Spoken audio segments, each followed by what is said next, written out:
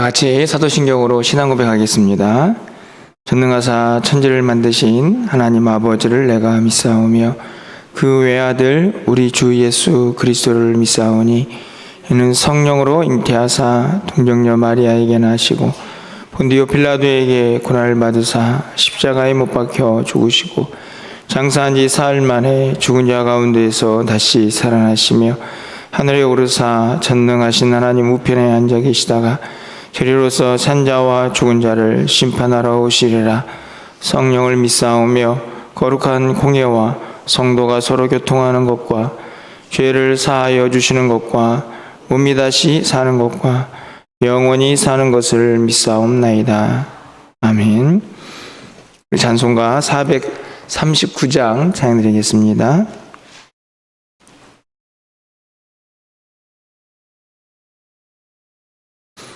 (439장) 십자가로 가까이 찬양드리겠습니다.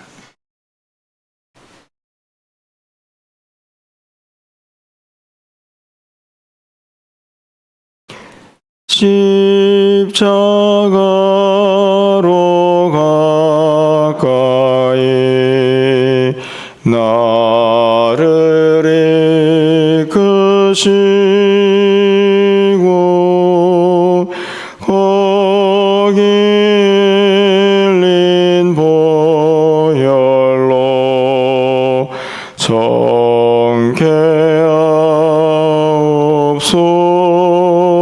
정케하옵소서. 십자가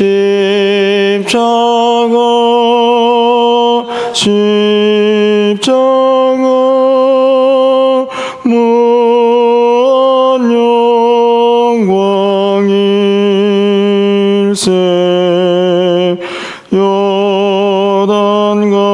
요단강을 건넌 후 영원한 시온내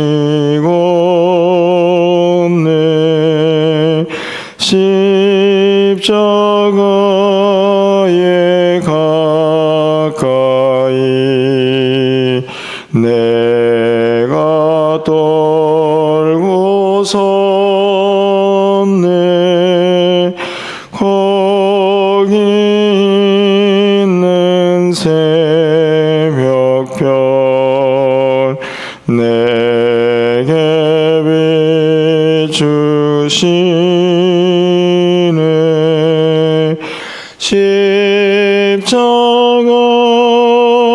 십자가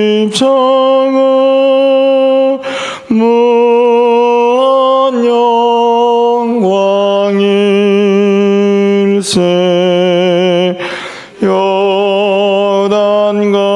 요단강을 건넌 후 영원한 시온내 십자가로 가까이 가게 하시옵고 몸소 받은 고생도 알게 하옵소서. 십자가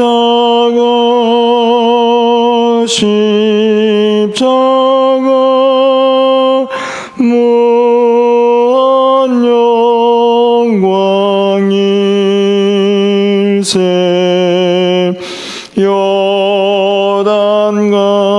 요단강을 건넌 후 영원한 시온내 십자가에 가까이 의지하고 서서 천국 이를 때까지 항상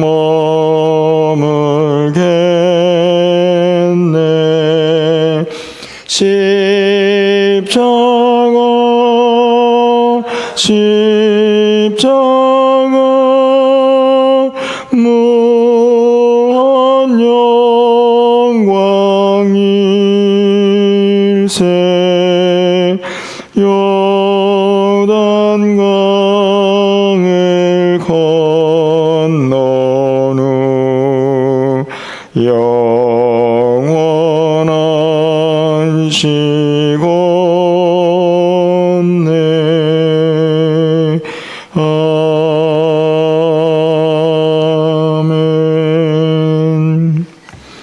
오늘 하나님 말씀은 마가복음 12장 1절에서 12절까지 말씀입니다.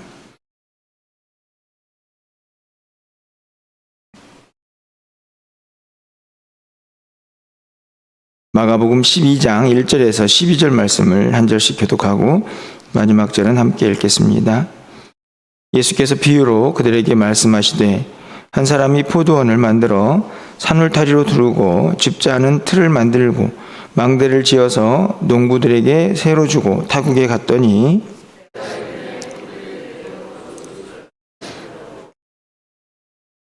그들이 종을 잡아 심히 때리고 거저 보내었거늘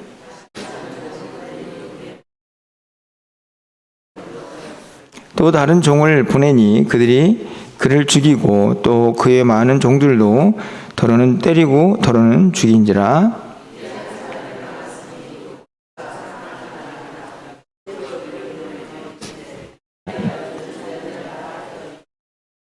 그 농부들이 서로 말하되 이는 상속자니 자 죽이자 그러면 그 유산이 우리 것이 되리라 하고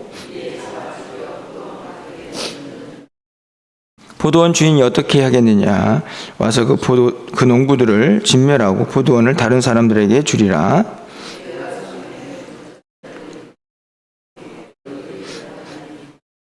이것은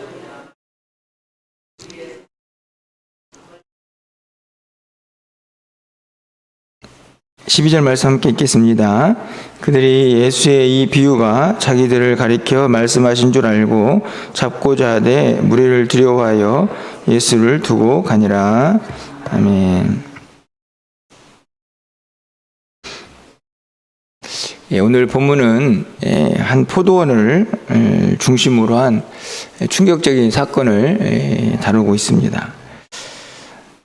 사실은 이제 포도원이 중심이 되고 있지만 오늘 본문을 읽으면서 이 본문의 이야기를 한 가정으로 이렇게 생각해 본다면 이 가정이 얼마나 충격적인 슬픔이 또 어처구니 없는 사건이 벌어지고 있는가 하는 것을 우리가 생각해 보게 됩니다. 예수님께서 장차 일어날 예수님의 십자가 사건을 포도원 농부와 또 포도원을 통해서 비유적으로 하시는 말씀이 오늘 본문의 내용인데요. 우리가 잘 알고 있지만 이 포도원은 어떻게 보면 이스라엘의 한 모습일 수도 있고 조금 더 넓은 의미로 본다면 이 세상이다 이렇게 적용을 할 수 있을 것 같습니다. 오늘 본문을 읽었지만 간단히 좀 내용을 정리해 보면 한 사람이 포도원을 잘 가꾸고 준비를 해서 타국으로 떠나게 되는데 이제 관리를 해야 하고 또 포도원을 가꾸어야 하기 때문에 다른 농부들에게 세를 주고 그곳을 이제 타국에 떠나게 됩니다. 이제 때가 되어서 이제 소출을 이제 열매를 거두게 되니까 당연히 이제 그 세를 받고자 이 주인이 농부들에게 자신의 종들을 보내게 되죠. 그리고 계속 종들을 보냈는데 안타깝게도 이 농부들이 새를 죽이는커녕 이 종들을 괴롭히고 그냥 돌려보내기도 하고 또 죽이기도 하는. 그리고는 마지막으로 아들을 보냈지만 이 주인의 아들마저도 죽임을 당하는 그런 모습이 오늘 본문에 기록이 되어 있습니다. 사실은 우리가 그냥 성경으로 예수님의 비유다 이렇게 생각하고 읽기 때문에 그냥 되게 쉽게 읽어지는 그런 말씀일 수도 있겠지만 한 가정을 놓고 생각해 보면 그 가정에 얼마나 큰 비극이 닥쳐왔는가 하는 것을 생각해 보게 됩니다. 그런데 이 이야기는 다른 이야기가 아닌 것이죠. 오늘 10절에 있는 말씀을 보면 너희가 성경에 건축자들이 버린 돌이 모퉁이의 머릿돌이 되었나니 이렇게 기록이 되어 있습니다. 이것은 바로 예수님에 대한 이야기죠. 이 건축자들이 버린 돌, 그 돌이 모퉁이의 머릿돌이 됩니다. 예수님께서 이 땅에 오셨지만 많은 사람들이 예수님을 외면하게 되는데 예수님께서는 친히 모퉁이의 머릿돌이 되셨다 하는 말씀을 기록을 하죠. 그러니까 이 비유의 핵심은, 이 비유에 나오는 이야기의 핵심이 예수님의 사역, 그리고 하나님께서 세우신 구원의 계획이 드러나 있다는 것을 우리는 알게 됩니다. 단순히 하나님과 예수님과의 관계가 아니고 부모와 자식 간의 관계로, 한 가정의 이야기로 본다면 오늘 본문이 얼마나 큰 슬픔인가를 우리는 알게 된다 하는 것입니다.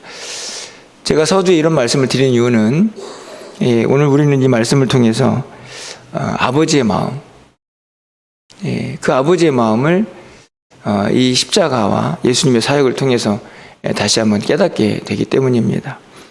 그분의 사역이, 그분의 희생이 얼마나 크고 위대한 것인가를 다시 한번 생각하게 된다 하는 말씀입니다. 오늘 본문에 보면 이 포도원의 농부들, 그러니까 임대를 받은 사람들이죠. 자신들의 것도 아니고 이제는 주인이 오면 돌려줘야 하는 그런 임대를 받은 농부들인데도 불구하고 그들이 얼마나 잔인한가 하는 것을 우리가 본문에서 보게 됩니다. 3절 말씀을 보면 그들이 종을 잡아 심히 때리고 거저 보내죠. 처음에 종을 보내었더니 때리고 그냥 보냅니다. 새를 죽이는커녕. 주인이 다시 보냈죠. 4절 말씀 보니까 다시 종들을 보내었더니 그 머리에 상처를 냅니다. 능욕을 합니다.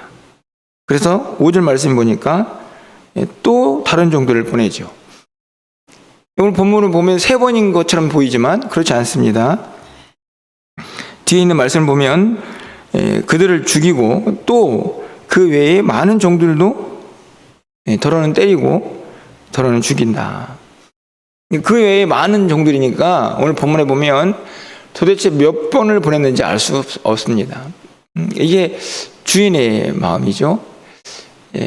어떻게 해서든지 그 세를 받고 자신이 포도원을 빌려준 대가를 받기를 원하시는 주인의 마음입니다. 이게 하나님의 마음이죠. 여기서 농부들은 우리가 알다시피 바로 이스라엘 백성들의 모습입니다. 포악하고 잔인하기가 그지없죠. 이스라엘 백성들은 선민입니다. 하나님이 택한 백성들이고 택했을 때는 이유가 있습니다. 다른 이유가 아니고 하나님께 영광을 돌리는 것이죠. 그런데 이 백성들이 하나님의 것을 떠납니다. 많은 선지자들을 보냅니다. 하나님의 마음을 전하죠. 그런데 이들은 돌아올 생각은 않고 계속해서 악을 행합니다. 포도원 주인이 견디다 못해서 이제는 최후의 수단을 사용하죠. 바로 6절에 있는 말씀을 보면 이제 한 사람이 남았으니 곧 그가 사랑하는 아들이라. 사랑하는 아들이라. 그냥 많은 아들 중에서 그냥 이 아들은 있으나 마나 한 아들이 아니고 사랑하는 아버지의 아들입니다. 마지막으로 이를 보내면서 네 아들은 존귀할 것이다. 또 기대를 한번 갖습니다. 그렇죠? 종들을 보낼 때도 기대가 있습니다. 농부들이 새를 보내주겠지. 이제는 마지막으로 아들을 보내면서 정말 이 아들만큼은 귀하게 여길 거야. 내 아들인데, 주인의 아들인데, 이런 기대를 갖습니다. 바로 예수님께서 예수님을 이 땅에 보내시면서 가진 바람이고 마음이시죠. 그런데 어떻게 됐습니까? 유대인들은 알다시피 이 농부들은 이 아들마저도 죽입니다. 유대인들이 예수님을 십자가에 못 박아 죽게 하셨죠. 하는 그 모든 사건들, 어떻게 보면 유대인들의 모습이기도 하지만 이 땅을 살고 있는 많은 세상 사람들의 모습이라고 생각이 듭니다. 이 땅에 메시아로 구주로 오셨지만 여전히 많은 사람들이 예수님을 알지 못합니다. 그리고 표면적으로 이야기만 듣고 기독교를 비방하거나 예수님을 조롱하기도 합니다. 유대인들은 예수님을 십자가에 못 박았지만 제가 보기에는 이 세상의 많은 불신자들은 여전히 예수님을 또 십자가에 못 박는다 하는 생각이 듭니다. 그들의 완악함, 무자비함, 그것들을 우리가 보게 되는 것이죠. 그런데 세상 사람들은 그렇다 하고 문득 이제 이런 생각이 듭니다. 우리는 정말 우리를 위해서 이 땅에 오신 하나님의 그 외아들인 예수님, 사랑하는 아들을 믿고 있지만 얼마나 내 삶의 주인으로, 내 삶의 왕으로 모시면서 그분의 죽으심을 의미 있게 하고 있는가 하는 생각을 갖게 되죠.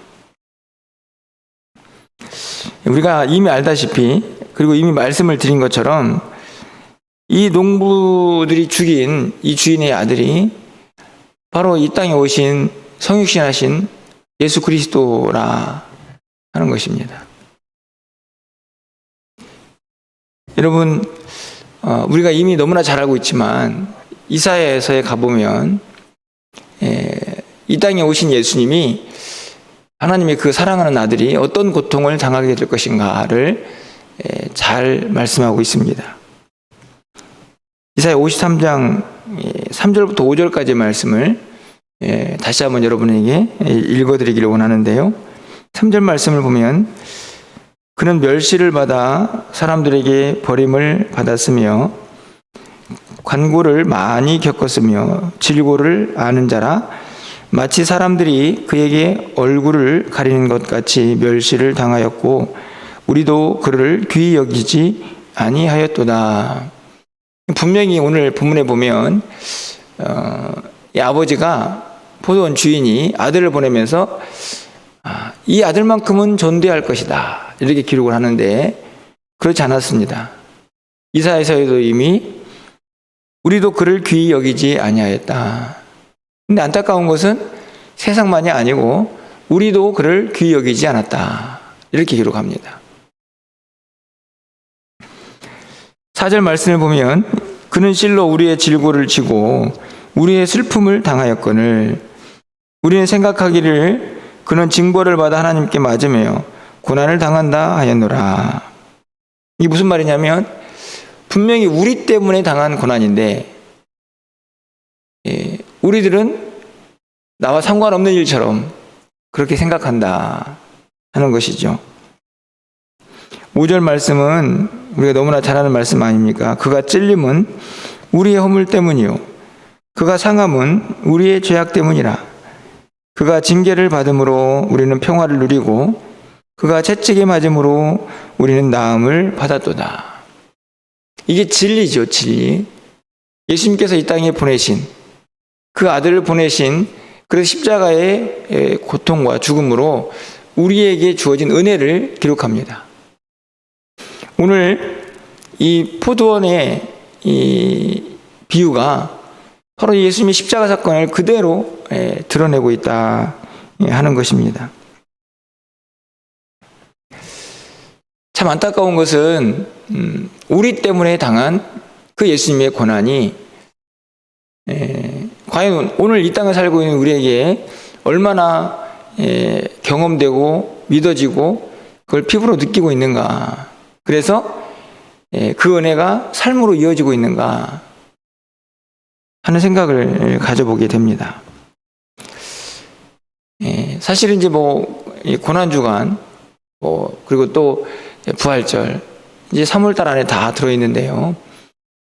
사실은 그때 뭐 일정한 기간에만 좀 십자가를 생각하고 하는 게 아니라 사실은 오늘 우리가 여기 있게 한 말씀의 이유가 다 담겨져 있죠. 내가 여기 왜 있는가? 어떻게 여기 있을 수 있는가? 바로 예수님, 하나님께서 이 땅에 보내신 그 외아들의 그 안타까운 죽음, 어떻게 보면 참 비참한 죽음, 그 죽음으로 인하여 우리가 이 자리에 있는 것인데, 우리는 과연 그가 찔림은 우리의 허물 때문이다. 그가 상함은 우리의 죄악 때문이다. 이렇게 고백하면서 그 은혜를 우리의 마음속에 새기고 그 주님을 닮아가고자, 그 주님의 삶을 따라가고자 애를 쓰고 있는가 하는 그런 안타까움과 회개가 오늘 본문을 통해서 생각이 나게 되는 것입니다. 말씀을 읽으면서 아버지의 마음을 좀 생각해 봅니다. 단순히 지금 예수님이 십자가에 죽으셨다가 아니고 사랑하는 아들을 이 땅에 보내어서 그의 어처구니 없는 이 비참한 죽음을 바라보아야 하는 아버지의 마음. 그분이 능력이 없는 것도 아닙니다. 그분 하나님이시니까 모든 상황들을 정리하고 그 아들을 구할 수 있는 능력이 하나님에게는 있으시죠. 하지만 그 아픔을 그 아들이신 예수님도 십자가에서 경험하셨고, 그리고 그 아들이 죽어가는 안타까운 현장을 외면하시면서도 그 아들 우리를 위하여 내어주셔야만 했던 하나님도 얼마나 그 마음이 아프셨을까 하는 생각을 오늘 새벽에 좀 다시 한번 해보게 됩니다. 그분의 그 희생, 그분의 안타까운 마음, 그분의 기대, 이 모든 것들을 우리가 다 기억한다면 우리가 할 수 있는 일이 하나가 있습니다. 그것은 다른 것이 아니고 우리의 마음속에 그 은혜를 항상 기억하고 감사하는 거죠. 뭐 내가 잘나서 예수를 믿는 게 아니고 철저한 그분의 은혜에, 그 은혜 때문에 내가 예수님 앞에 나오고 있다, 하나님을 믿고 있다 하는 그 마음, 그 감사, 그 은혜를 항상 기억하는 것입니다. 그리고 또 다른 하나는 내 생각과 내 고집이 아니라 그분이 우리의 왕이니까 그분을 위한 삶을 살아야죠. 내 욕심, 내 욕망을 향하여 가는 게 아니라 그분이 원하시는 모습, 그분이 원하시는 말, 그분이 원하시는 삶을 우리가 살아낼 수 있어야 한다 하는 것입니다. 주님이 정말 원하시는 것은 그냥 겉으로 예수님이 나의 왕이십니다, 하나님 믿습니다가 아니고 거기에 걸맞는 삶을 살아내는 것이다. 그 주님을 믿는 사람답게 이 땅을 살아가는 것이다 하는 것을 오늘 본문을 통해서 다시 한번 또 결단해 보게 됩니다. 우리는 반드시 잊지 말아야 할 일이 있습니다. 오늘 본문에 있는 말씀을 보면 하나님의 때가 있다 하는 것이죠. 결국에는 이 주인의 진노의 때가 임하게 되죠. 여러분 9절 말씀입니다. 포도원 주인이 어떻게 하겠느냐? 와서 그 농부들을 진멸하고 포도원을 다른 사람에게 주리라. 하나님의 심판입니다.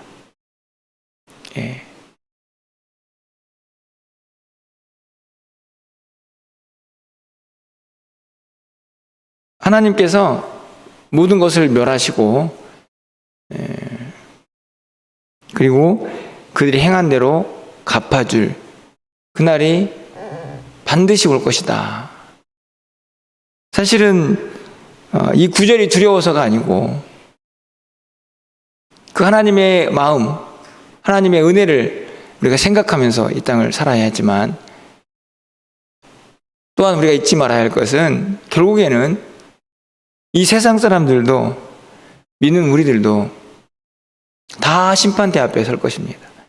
그때는 우리의 행한 대로, 우리 행한 모습이 다 드러나서 그대로 평가를 받을 것이다 하는 것이죠. 우리의 삶이 두려움에 의해서, 하나님이 무서워서 그분을 따라가야 하는 것은 아닙니다. 분명히 말씀을 드렸듯이 그분의 은혜와 그분의 사랑이 우리의 오늘을 있게 하고 또 오늘 우리를 살게 하는 힘이고 원동력이 되어야 하는 것이 분명하지만 우리는 잊지 말아야 합니다.